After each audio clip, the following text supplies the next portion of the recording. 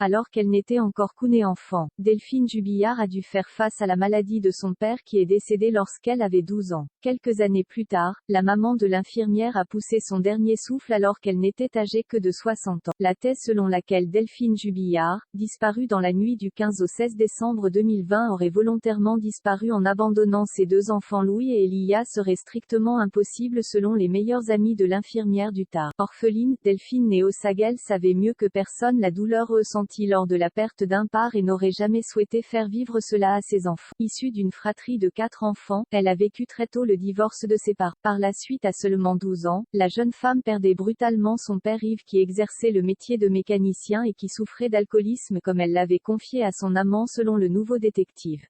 À son confident qui habitait Montauban, elle s'était d'ailleurs livrée sur son enfance sans joie.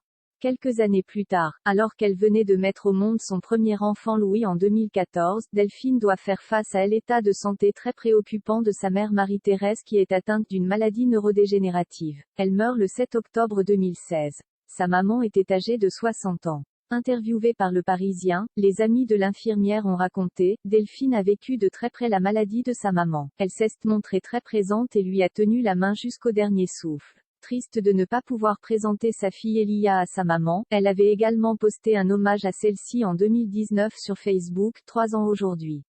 La douleur est toujours là, tu me manques. J'aurais tant aimé te présenter ta petite. Je t'ai aimé, avait-elle écrit avec plusieurs émojis qui pleurent. Louis et Elia Jubillard sont désormais placés chez la sœur de l'infirmière disparue, Stéphanie en tant que tiers de confiance, sur décision de la juge des enfants, comme l'avait dévoilé Le Parisien en juin 2021, lors de la mise en examen et de l'incarcération de leur papa Cédric Jubillard. Cette décision est valable pour 1 an, renouvelable. La juge des enfants a également estimé qu'il était dans l'intérêt des enfants de Delphine Jubillard de voir leur grand-mère paternelle, qui dispose d'un droit d'hébergement le mardi soir et un week-end sur 2. Louis et Elia peuvent également résider chez le frère de Delphine Jubillard un week-end par mois. Cédric Jubillard reste présumé innocent des faits qui lui sont reprochés jusqu'au jugement définitif de cette affaire.